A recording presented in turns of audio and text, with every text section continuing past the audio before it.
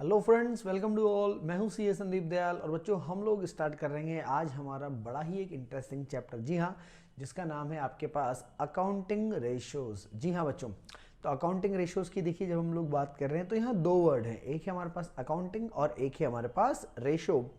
Now accounting meaning आप जानते हैं, 11th में आप पढ़ चुके हैं तो उसको मैं नहीं बताऊंगा। हम बात करेंगे देखिए रेशियोज की। रेशियोज की जब हम लोग बात कर रहे हैं तो रेशियोज एक्चुअल में है क्या, रेशो क्या हमारी हेल्प करेगा, रेशो के लिमिटेंस क्या होते हैं। और सबसे पहली बात जो है वो ये कि भाई रेशो की हम लोग जो मीनिंग की बात कर रहे हैं तो एक्चुअल में रेशो है क्या। तो बेटा रेशो की जब हम बात करें तो ratio it is nothing but the expression of one term into the another term. जी हाँ, एक टर्म को आप रिप्रेजेंट कर रहे हैं एक अदर टर्म के अंदर रिप्रेजेंट करना, उसी को हम लोग क्या बोलते हैं, उसी को हम लोग बोलते हैं रेशो। फॉर एग्जाम्पल कि अगर मैं आपसे बात करूं कि भाई मेरे पास जो मेरी मंथली इनकम है वो 50,000 है, जिसमें से 10,000 रुपीज़ का मेरा इंस्टॉलमेंट चल जाता है, ये तो सिंपल वर्ड में बात होगी। लेकिन अगर मैं इसे रेशो में रिप्रेजेंट करूं, 50,000 मेरी इनकम और उसमें से 10,000 का मेरा इंस्टॉलमेंट चला जाता है, सो 10,000 50,000 में से कितना है, इट इज़ 20%। ठीक है, तो मैं क्या बोलूँगा that out of my total income 20% has been paid for installments. ठीक है, तो ये होता है एक आपका रेशियोज। तो रेशियो का बहुत सिंपल सा मीनिंग है, it is nothing but the expression of the information in some kind of presentation format. तो हम लोग जब परसेंटेज फॉर्मेट में रिप्रेजेंट करते हैं हमारी इंफॉर्मेशन को तो उसको हम लोग बोलते हैं रेशियोज। रेशियोज के क्या क्या यूज़ होते हैं, रेशियोज कितनी तरह के होते हैं, और सबसे इंपॉर्टेंट बात कि सर एग्जाम में रेशो आता कितने का नंबर है। ठीक है, तो कितने नंबर का रेशो आता है ये भी हम लोग बात करेंगे। तो चैप्टर जो है वो बड़ा ही इंटरेस्टिंग है, और ये चीज़ आप ध्यान रखिए कि ये चैप्टर की देखिए आप वैल्यू इस हिसाब से समझिए कि ये चैप्टर ना केवल 12th में है, ये बीकॉम सेकेंड ईयर में है, ये सीए इंटरमीडिएट में है, ये सीए में इंटरमीडिएट में है, बल्कि ये सीए फाइनल में भी पढ़ा जाता है। तो आप देखिए इतना इंपॉर्टेंट चैप्टर है, तो इसमें आपको सीखने के लिए बहुत कुछ मिलने वाला है। क्योंकि रेशोज़ की देखिए जब हम लोग बात कर रहे हैं तो हम लोग को जब भी किसी का भी वैल्यूएशन करना होता है, कोई परफॉर्मेंस चेक करना होता है, तो सबसे इंपॉर्टेंट होता है उसमें आपका रेशोज़। देखिए सिंपल सी बात है ना कि हर साल आपका रिजल्ट आता है, ठीक है, और पेरेंट्स या आस पड़ोस वाले पूछते हैं अरे भाई क्या रिजल्ट रहा, तो फिर आप बताते हैं कि भाई आपका कितना परसेंटेज रिजल्ट आया। आप ऐसे थोड़ा ना बोलते हैं कि भाई मैं क्लास में 6th आया या 7th आया, ठीक है, वो बात की बात है। पहले आप क्या बोलते हैं कि मेरा इतना परसेंटेज आया, मेरे 80% है या 90% है ना, या अगर ग्रेड है तो कौन सा ग्रेड हमारे पास है। तो ये सब क्या है, these are all some part of ratios. चलिए तो शुरू करते हैं आज से हमारा चैप्टर अकाउंटिंग रेशियोज और पढ़ते हैं इसके बारे में कुछ इंटरेस्टिंग चीजें। तो स्टूडेंट शुरू करेंगे आज से हमारा बड़ा ही इंटरेस्टिंग चैप्टर, जी हाँ, जिसका नाम है आपके पास अकाउंटिंग रेशियोज। देखो जैसा कि दो वर्ड आप देख रहे हैं, एक है अकाउंटिंग और एक है आपके पास रेशियोज। देखिए जब हम बात कर रहे हैं अकाउंटिंग की तो जैसा कि मैंने कहा आप 11th में पढ़ के आए हैं, हम जो मेन कॉन्सेंट्रेट करेंगे वो किस पे, रेशियोज पे। तो देखिए अकाउंटिंग रेशियोज का क्या मतलब, ऐसे रेशियोज जो अकाउंटिंग से रिलेटेड हैं, अकाउंटिंग की इंफॉर्मेशन देते हैं, अकाउंटिंग में काम आएंगे, that will be known as accounting ratios. अब देखिए रेशियोज की जब हम लोग बात करते हैं तो इसमें दो इंपॉर्टेंट वर्ड आपके काम के थ्योरेटिकल एस्पेक्ट के। देखिए एक तो रेशियोज का जो यूज होता है वो होता है क्रॉस सेक्शनल एनालिसिस में, और एक होता है टाइम सीरीज एनालिसिस में। देखिए क्रॉस सेक्शनल का बड़ा सिंपल सा मीनिंग है, ये आप लोग समझिए। देखिए होता क्या है आपके पास, फॉर एग्जांपल अगर मैं बात करूं कि भाई इंडिया में स्टील बनाने वाली बहुत सारी कंपनीज हैं, ठीक है। अब इंडिया में साहब एक कंपनी है टिस्को, ठीक है, Tata Iron and Steel Company, ये स्टील बनाती है। इसके अलावा इंडिया में एक है SAIL, Steel Authority of India, इसके अलावा है JSPL, Jindal Steel and Power. तो बहुत सारी इस कंपनीज हैं। देखिए एज एन इन्वेस्टर मुझे किसी कंपनी के शेयर्स खरीदने हैं, मुझे पैसा लगाना है, तो मैं क्या करूँगा, मैं करूँगा इन सबका क्रॉस सेक्शनल एनालिसिस, यानी कि मैं चेक करूँगा कि भाई टाटा स्टील का प्रॉफिटेबिलिटी अच्छा है, या स्टील अथॉरिटी ऑफ इंडिया का प्रॉफिटेबली अच्छा है, या जिंदल स्टील एंड पावर। इसमें देखिए एक प्लेयर और है, प्रैक्टिकली मैं आपको बताना चाहूँगा, जेएसडब्ल्यू स्टील बहुत अच्छा नाम है, और बल्कि आप ये मान के चलिए कि इन तीनों के कंपैरिजन में काफ़ी स्ट्रॉन्ग प्लेयर है इंडिया के अंदर, जेएसडब्ल्यू स्टील। तो भाई अगर मुझे किसी कंपनी में अगर इन्वेस्टमेंट करना है तो इनकी प्रॉफिटेबिलिटी कितनी है, इनकी सेल्स कितनी है, तो इनका आपस में अगर कंपैरिजन करना, तो आप देखो इनकी सेल्स तो करोड़ों में होती है, अरे मैं कहाँ बैठ के एनालिसिस करूँगा कि भाई कितनी कितनी सेल है करोड़ों में। तो बेटर फॉर मी, मैं क्या करूँगा, मैं इनका एक क्रॉस सेक्शनल एनालिसिस कर लूँगा और मैं ये देख लूँगा कि इनका प्रॉफिट का जो परसेंटेज है, जो प्रॉफिटेबिलिटी रेशो, अभी हम लोग पढ़ेंगे आगे, है ना। जैसे एक छोटा सा एग्जांपल मैं आपको बताऊं, देखिए फॉर एग्जांपल अगर मैं आपको बोलूं कि भाई आपके पास दो कंपनीज हम लोग ले लेते हैं, है ना, तो आप समझिएगा एक्चुअल में रेशोज का यूज़ क्या है। भाई एक कंपनी तो है आपके पास टाटा, है ना, टिस्को जिसका नाम है, और एक कंपनी है आपके पास से JSW स्टील, ठीक है, दो कंपनीज हैं आपके पास में।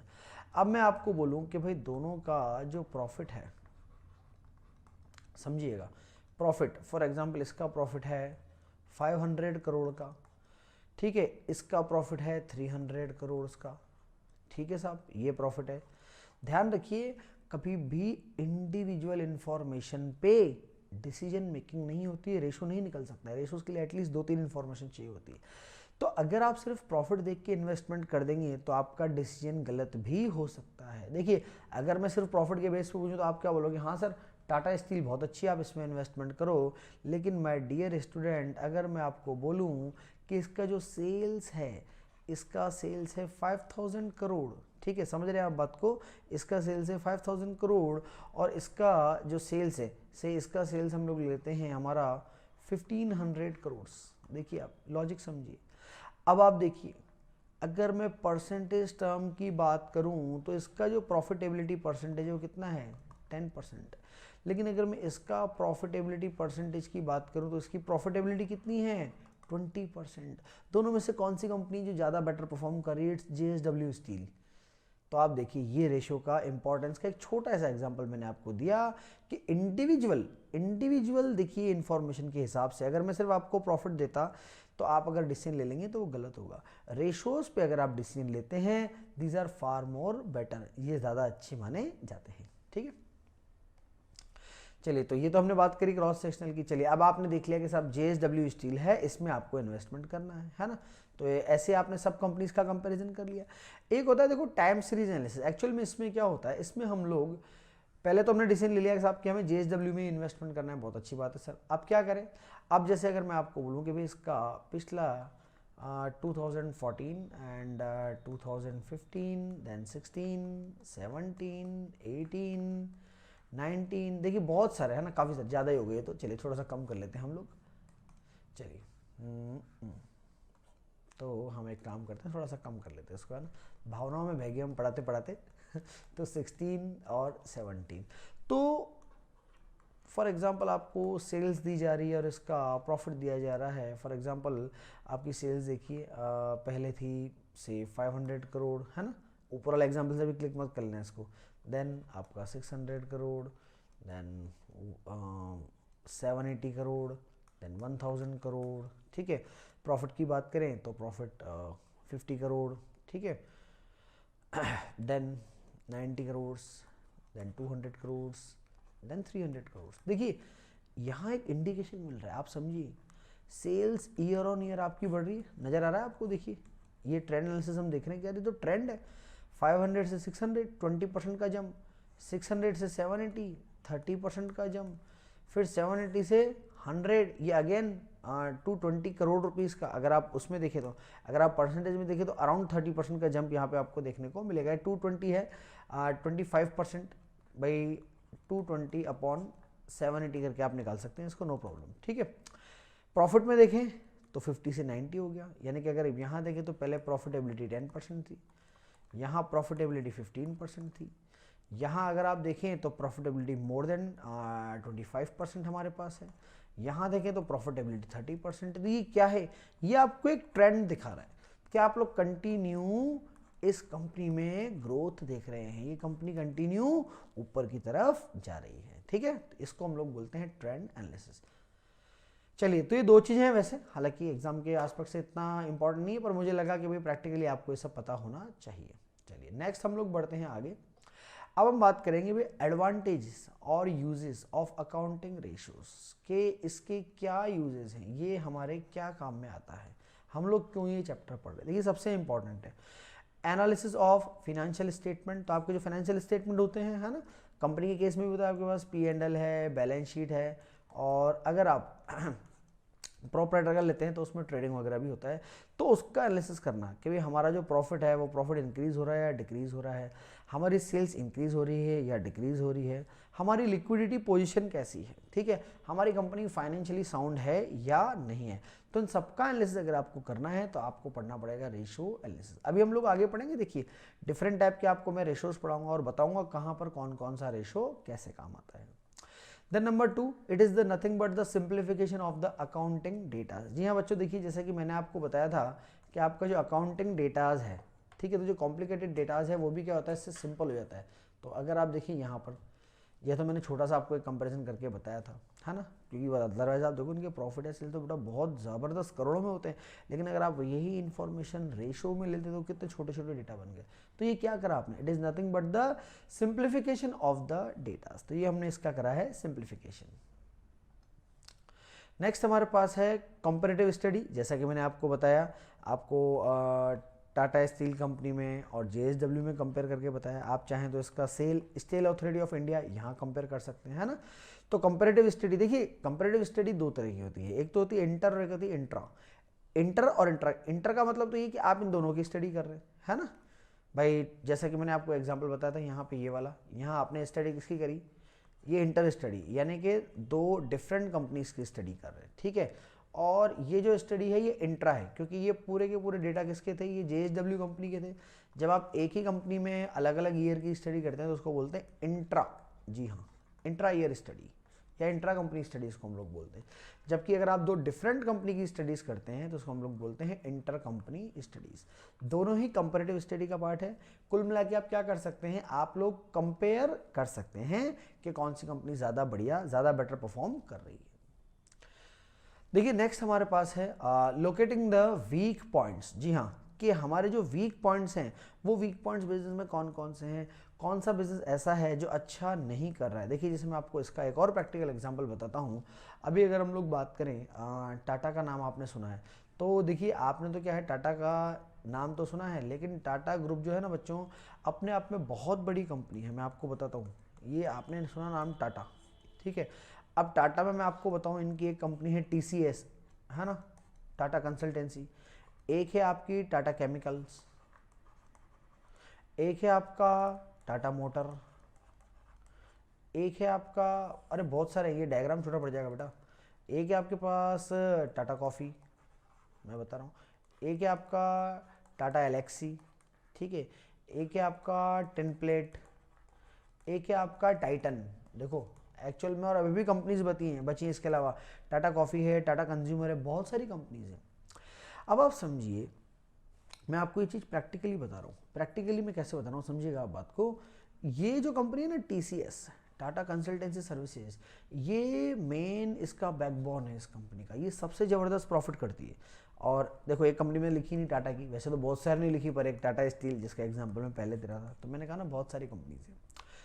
तो अब आप समझिए कि भाई ये जो कंपनी है तो बहुत ज़बरदस्त इसका प्रॉफिट कमा के दे रही है, बहुत काम कर रही है। तो लेकिन अगर आप जो टाटा मोटर को देखोगे ना बेटा, तो ये एक बहुत ही हैवी लॉस मेकिंग कंपनी है इनकी। जी हाँ, इन्होंने बहुत बड़े बड़े ब्रांड एक्वायर कर लिए, लैंड रोवर, है ना, बहुत बड़ा इन्होंने ब्रांड लिया था, तो उसकी बहुत ज़बरदस्त रॉयल्टी। या टाटा स्टील में भी अगर बात करें तो लगभग इनके ऊपर 50,000 यूएस पॉन्ड का जो है जो यूएस डॉलर्स हैं, ठीक है, उसका लोन इनके ऊपर चल रहा है, तो बहुत बड़ा लोन है इनके ऊपर। तो ये वीक स्पोर्ट है टाटा स्टील, टाटा मोटर। लेकिन अगर आप बात करें टीसीएस, बहुत ज़बरदस्त। टाटा केमिकल, मैंने देश का नमक खाया है, टाटा नमक, हालांकि आजकल वो टाटा कंज्यूमर कंपनी उसमें चला गया है। या टाइटन के आप वॉच देखते हैं, तनिष्क के आप शोरूम देखते हैं, है ना, गोल्ड ज्वेलरी के, ये बहुत अच्छा काम कर रहे हैं, बहुत अच्छा प्रॉफिट कमा रहे हैं। तो ये सब किससे पता लगता है, ये सब पता लगता है रेशो एनालिसिस से। आपको पता लगेगा कि कौन सा बिजनेस इनका बेटर कर रहा है और कौन सा बिजनेस इनका खराब कर रहा है, कहाँ इनको प्रॉब्लम चल रही है। चलिए नेक्स्ट है हमारे पास ट्रेंड एनालिसिस एंड फोरकास्टिंग। देखिए ट्रेंड, ये एक मैंने डायग्राम यहाँ पे डाला हुआ है, देखिए इस तरह का। ट्रेंड एनालिसिस हो तो क्या होता है मैं आपको बताता हूँ। आपने स्टॉक मार्केट में शायद कभी ये डायग्राम वगैरह देखे होंगे, ऐसे यहाँ रेशो में ही बनते हैं, हालांकि आपके सिलेबस में नहीं बनते, अदरवाइज ये रेशो में से डायग्राम बनते हैं, ये इस तरह के डायग्राम बनते हैं। फिर ऐसे भी हो सकता है, ये ऐसे भी हो सकता है, और ये ऐसे भी हो सकता है। तो ये एक्चुअल में होता क्या है, ये डायग्राम हम लोग बना, इसको हम लोग बोलते हैं ट्रेंड। जैसे ये जो पर्टिकुलर अभी आप देखिए, ये जो टाइम पीरियड है कंपनी के लिए, ये बहुत अच्छा है क्योंकि अपवर्ड ट्रेंड चल रहा है। जैसे अगर आप मान लीजिए कि साहब ये मैं यहाँ पे आपको प्रॉफिट दिखा रहा हूँ, यानी कि कंपनी कंटिन्यू हायर साइड पर प्रॉफिट कमाती जा रही है, कंपनी का प्रॉफिट बढ़ते जा रहा है। लेकिन अगर आप इधर देखें, है ना, ये होता है आपका लोअर ट्रेंड या डाउन ट्रेंड, ये भी एक तरह का ट्रेंड है। तो ट्रेंड ही है, देखिए ट्रेंड दोनों तरह का होता है, अपवर्ड ट्रेंड, डाउनवर्ड ट्रेंड। हमें पता लगता है कंपनी जो है किस तरह से काम कर रही है, इसका अच्छा टाइम चल रहा है या इसका बुरा टाइम चल रहा है, ठीक है, इसको हम लोग बोलते हैं। और इसी के हिसाब से फिर क्या करते हैं, हम लोग फॉरकास्टिंग करते हैं। देखिए फॉरकास्टिंग का मतलब क्या होता है बेटा, फॉरकास्टिंग का मतलब होता है सर फ्यूचर प्रोडिक्शन। जी हाँ, फ्यूचर प्रिडिक्ट करना, हालांकि एग्जैक्ट तो नहीं होता, पर हम लोग उसमें कोशिश करते हैं कि फ्यूचर को प्रेडिक्ट कर पाएँ, हम देख पाएँ कि भाई जैसे इस साल की अगर हमारी सेल इतनी है तो अगले साल हमारी सेल कितनी होने वाली है, अगले साल हमारा प्रॉफिट कितना होने वाला है, ठीक है। ये होता है आपका ट्रेंड एनालिसिस एंड फॉरकास्टिंग। और फिर एक होता है आपके पास इफेक्टिव कंट्रोल। जी हाँ स्टूडेंट्स, इफेक्टिव कंट्रोल्स की देखिए हम लोग जब बात कर रहे हैं तो इफेक्टिव कंट्रोल का मतलब ये है कि आपको देखिए जब पता पड़ेगा, जैसे कि मैंने आपको बताया अभी थोड़ी देर पहले यहाँ कि जो टाटा ग्रुप है इसके अंदर बहुत सारी कंपनीज हैं, बहुत सारा काम है, तो अब आप इफेक्टिव कंट्रोल करेंगे। ये जो टाटा मोटर है यहाँ के एम्प्लॉय की सैलरी इंक्रीज नहीं करेंगे, आप उनको बोलेंगे भैया जितनी चल रही है ना वो तो वही ज़्यादा है, हमारी कंपनी लॉस मेकिंग, हमें प्रॉफिट में आना पड़ेगा। या आपका जो TCS है बहुत अच्छा काम कर रहा है, तो यहाँ जो लोग अच्छा काम कर रहे हैं उनको आप अप्रिशिएट भी करेंगे, उनकी सैलरी भी बढ़ाएंगे, ठीक है। या मैंने आपको बताया टाटा स्टील, इस पर बहुत ज़्यादा लोन है, तो कहीं ना कहीं लोन का आपको रिस्ट्रक्चर करना पड़ेगा, लोन रिपेमेंट की स्कीम बनानी पड़ेगी, तो वो सारे काम आपको यहाँ पे करने पड़ेंगे। तो एक बिजनेस में इफेक्टिव कंट्रोल के लिए ज़रूरी है रेशो एनालिसिस, ठीक है। तो देखिए कुछ बेनिफिट, हालांकि सारे बेनिफिट नहीं है पर आपके एस्पेक्ट के हिसाब से काफ़ी है। Analysis of financial statement, simplification of accounting datas, comparative study आप कर सकते हैं, वीक स्पॉट को देख सकते हैं बिजनेस में, ट्रेंड एनालिसिस एंड फोरकास्टिंग, और एक होता है आपका इफेक्टिव कंट्रोल, ठीक है। तो देखिए ये तो बात हुई हमारे पास रेशो एनालिसिस में इसके एडवांटेज की, लेकिन इसमें कुछ लिमिटेशंस भी होती हैं। अब इसमें क्या क्या देखिए हमारे लिमिटेशंस है, तो ये हम लोग देखते हैं कि भाई इसके अंदर जो लिमिटेशंस हैं, लिमिटेशंस इसके अंदर कौन कौन से होते हैं, ठीक है। देखिए लिमिटेशन का मतलब क्या होता है, लिमिटेशन का मतलब होता है डिमेरिट्स, लिमिटेशन का मतलब होता है कमियां, यानी कि कहाँ कहाँ ये रेशियो एनालिसिस आपका फेल हो जाएगा या गलत इंफॉर्मेशन दे देगा, ठीक है। तो सबसे पहला तो होता है फॉल्स डेटा। जी हाँ, अगर आपका जो डेटा है वो डेटा ही आपने क्या रखा हुआ है, फॉल्स डेटा रखा हुआ है, जैसे मैंने आपको बताया ये कंपैरिजन करके, ठीक है साहब, ये आपका कंपैरिजन था। अब ये मेरा अब फॉर एग्जांपल एक्चुअल में JSW को फॉर एग्जांपल आप मान लीजिए कि 200 करोड़ का लॉस था, 200 करोड़ का क्या था, लॉस था, और इन्होंने बुक्स ऑफ अकाउंट में क्या दिखा रखा है, 300 करोड़ का प्रॉफिट। तो जब देखो डेटा ही गलत है तो फिर ये आपका रेशो एनालिसिस भी क्या हो जाएगा, अपने आप गलत हो जाएगा। So it is highly dependent on the correctness of the data. अगर डेटा सही है तो ही आपका एनालिसिस सही है, अगर डेटा गलत तो आपका एनालिसिस भी गलत माना जाएगा। चलिए फिर नेक्स्ट होता है हमारा डिफरेंट अकाउंटिंग पॉलिसीज। देखिए डिफरेंट अकाउंटिंग पॉलिसी की हम लोग बात करें, एक सिंपल सा, जैसे मैं आपको बताऊं, आप 11th क्लास में पढ़ के आते हो, मेथड ऑफ डेप्रिसिएशन, ठीक है। कोई कंपनी WDV लगा सकती है ना, कोई company SLM straight line method लगा सकती है। तो अगर अलग अलग कंपनीज देखिए अलग अलग अकाउंटिंग पॉलिसी फॉलो कर रहे हैं, तो हमको पता है कि डेप्रेशन से क्या होता है, क्या दोनों मेथड में डेप्रेशन सेम आता है क्या, sir the answer is no, depression तो अलग अलग आता है। जब डेप्रेशन अलग अलग आएगा तो प्रॉफिट भी अलग अलग आएगा। तो अगर ये कंपनीज की जो अकाउंटिंग पॉलिसीज हैं ये अलग अलग पॉलिसीज हैं, है ना, जैसे मैंने आपको बताया टिस्को टाटा स्टील कंपनी, इसकी अलग अकाउंटिंग पॉलिसी है, सेल इसकी अलग अकाउंटिंग पॉलिसी है, JSW इसकी अलग अकाउंटिंग पॉलिसी है। तो अगर इनकी अकाउंटिंग पॉलिसीज अलग अलग हैं तो फिर रेशोज काम नहीं करेंगे, क्योंकि वहाँ प्रॉफिट या लॉस को आप सही तरीके से कंपेयर नहीं कर सकते।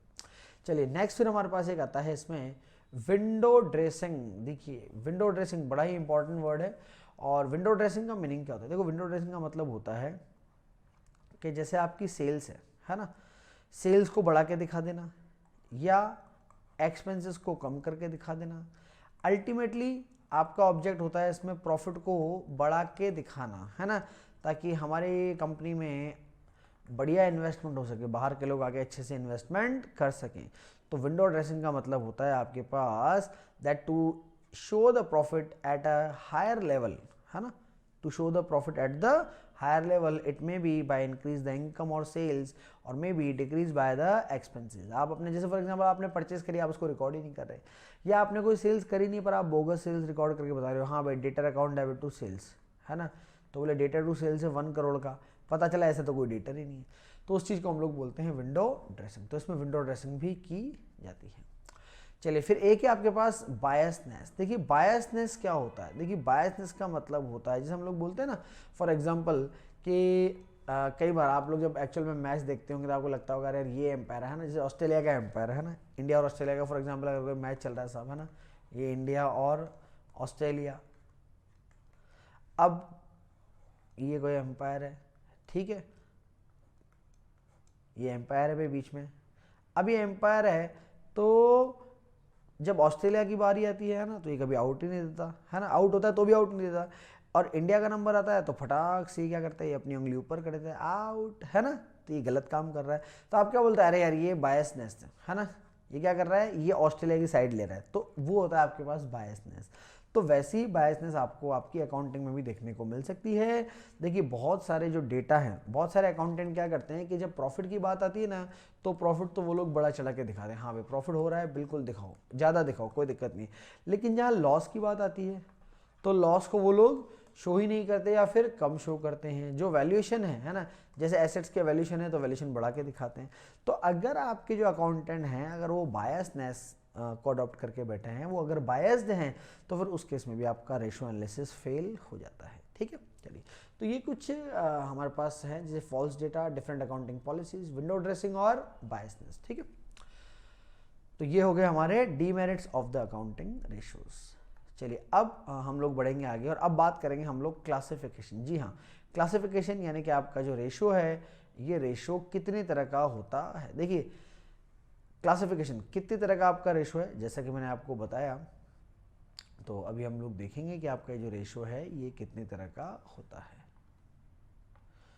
चलिए तो हम बात कर रहे हैं अभी क्लासिफिकेशन ऑफ रेशो की, रेशो कितने तरह का होता है। देखिए तो सबसे इंपॉर्टेंट तो होता है आपके पास लिक्विडिटी रेशो, है ना, इसमें हम लोग एक एक को डिटेल से पढ़ेंगे बेटा, है ना, ध्यान रखिए। लिक्विडिटी रेशो जैसे अभी आज हम पढ़ेंगे, इसमें करंट रेशो भी होता है, क्विक भी होता है, ठीक है, किसमें क्या क्या इन्फॉर्मेशन है ये भी मैं आपको बताऊंगा। तो एक तो होता है लिक्विडिटी रेशो, एक होता है आपके पास सॉल्वेंसी रेशो, है ना। जैसे लिक्विडिटी रेशो है तो वो है ना आपकी शॉर्ट टर्म की लिक्विडिटी बताता है ना, शॉर्ट टर्म की आपकी फाइनेंशियल पोजीशन बताता है कि भाई शॉर्ट टर्म में आप जो करंट लायबिलिटीज है उनको पे ऑफ कर सकते हैं या नहीं कर सकते हैं, ये लिक्विडिटी रेशो बताता है। सॉल्वेंसी रेशो ये भी आपकी फाइनेंशियल साउंडनेस को चेक करता है लॉन्ग टर्म के लिए, है ना, कि आपकी कंपनी कितनी फाइनेंशियली स्ट्रांग है या नहीं है।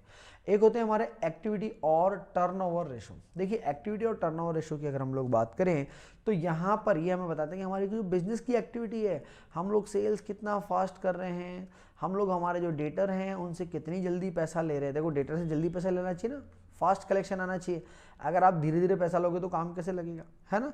या आपका जो टर्नओवर्स है, ठीक है, आप बेसिकली जो गुड्स परचेज कर रहे हैं अपने सप्लायर से परचेज कर रहे हैं, उनको आप कितने दिन में पेमेंट देते हैं, ये सारी चीज़ें आपको पढ़ाई जाएंगी किसमें, एक्टिविटी। तो हम लोग आगे जब पढ़ेंगे ना तो फ्रेंड्स यहाँ पर आपके पास देखिए ये जो जितना डेटा है ये हम लोग सब आगे जाके डिटेल में एक एक पढ़ेंगे, एक एक के अंदर 3-3 4-4 रेशो हैं तो हम लोग सारे पढ़ेंगे। एक होता है आपका प्रॉफिटेबिलिटी और इनकम रेशो, इसमें आपका हम लोग पढ़ेंगे जीपी रेशो पढ़ेंगे, एनपी रेशो पढ़ेंगे, रिटर्न ऑन इन्वेस्टमेंट रेशोज पढ़ेंगे, है ना। इसके अलावा इसमें आपका ऑपरेटिंग रेशो होता है, ऑपरेटिंग प्रॉफिट रेशो होता है ना, ये सारे रेशोज हम लोग पढ़ेंगे। तो बेसिकली देखिए जो रेशोज हैं वो कितने तरह के हमने देखे sir, there are basically 4 type of ratio. Number 1 liquidity ratio, number 2 solvency ratio, है ना, नंबर 3 एक्टिविटीज और turnover ratio, and finally number 4 profitability और इनकम रेशो। ठीक है बच्चों, तो ये 4 डिफरेंट तरह के रेशोज हैं जो हम लोग पढ़ेंगे। चलिए तो आज सबसे पहला जो रेशो हम लोग स्टार्ट करने वाले हैं वो है आपके पास आपका लिक्विडिटी रेशोज। ठीक है, चलिए जी, तो आज से हम लोग स्टार्ट करेंगे आपका लिक्विडिटी रेशो।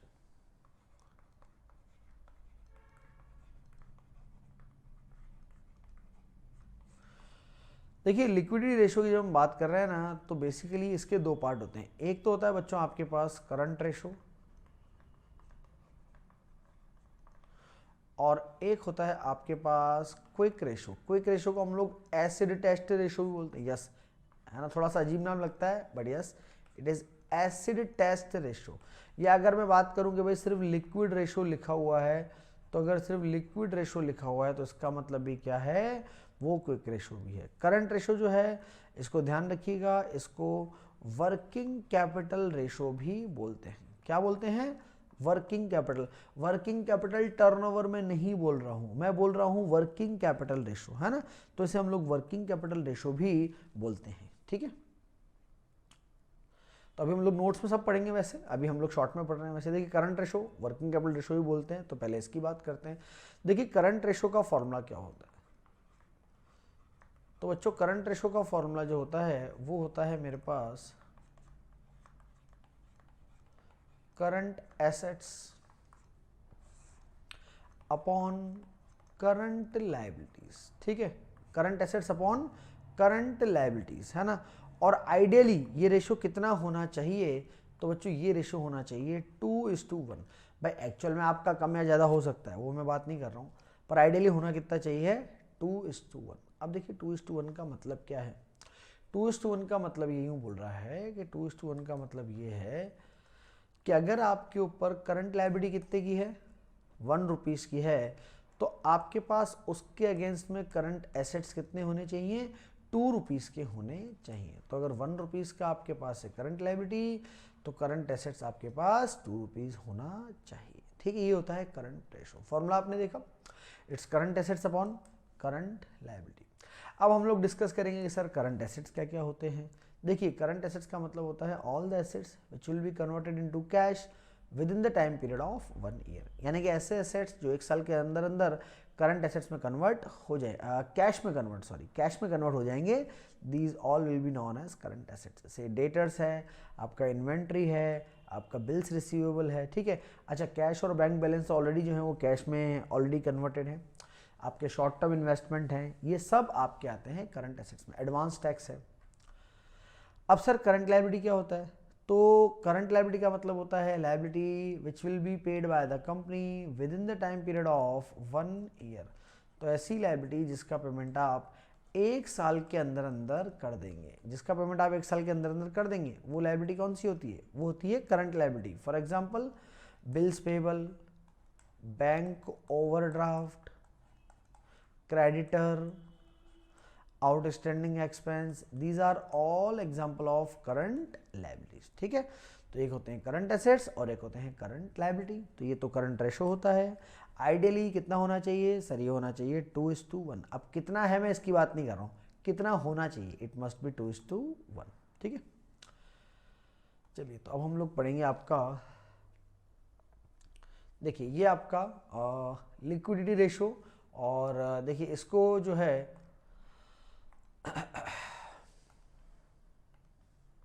ये आपका लिक्विडिटी रेशो, इसको हम लोग शॉर्ट टर्म सॉल्वेंसी रेशो भी बोलते हैं।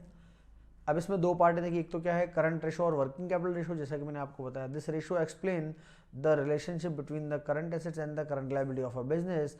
The formula for calculating ratios is, क्या फॉर्मूला देखिए करंट रेशो का, current assets divide by current liability. अब करंट एसेट्स क्या होते हैं, these are the assets which are likely to be converted into cash और कैश इक्विवेलेंट, यानी कि या तो कैश ही बन जाएंगे या कैश। कैश इक्विवेलेंट में क्या होता है, जैसे आपके पास बैंक बैलेंस होता है, ओवरड्राफ्ट, चेक इन हैंड होता है, ये सब, या मार्केटेबल सिक्योरिटीज होते हैं, ये सब क्या होते हैं कैश इक्विवेलेंट, यानी कि कैश की तरह ट्रीट किए जाते हैं। कितने टाइम में, within the time period of 12 month from the date of balance sheet within the period of operating cycle. अब करंट एसेट देखिए कौन कौन से हैं इसमें आप समझिएगा। करंट एसेट देखिए आपके हैं current investment, short term investment भी इसमें आते हैं, ध्यान रखिए शॉर्ट टर्म इन्वेस्टमेंट।